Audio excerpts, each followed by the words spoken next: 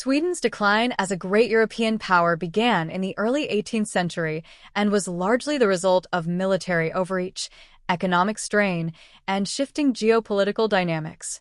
During the 17th century, Sweden rose to prominence, establishing a vast empire around the Baltic Sea through a series of successful wars and territorial expansions.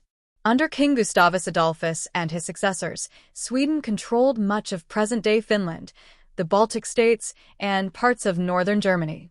However, maintaining these territories stretched Sweden's relatively small population and resources thin, setting the stage for eventual decline.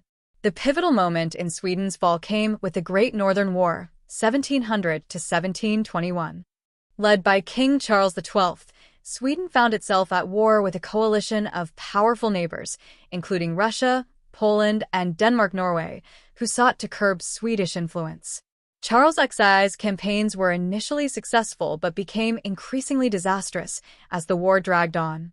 His ambitious invasion of Russia culminated in the devastating defeat at the Battle of Poltava in 1709, a blow from which Sweden could not recover.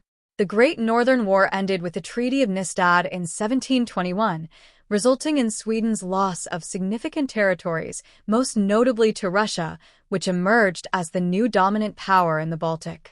The economic strain of constant warfare also contributed to Sweden's decline.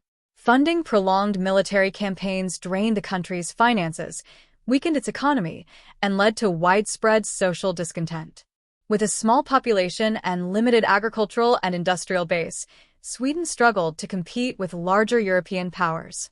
Following the war, Sweden adopted a policy of neutrality, focusing on rebuilding domestically rather than seeking renewed dominance. The Age of Liberty, 1718 to 1772, brought political reforms, economic improvements, and a period of peace, but Sweden's days as a European power were over. From this point on, Sweden turned inward, ultimately carving out a stable position as a neutral nation in European affairs, a role it would maintain into the modern era.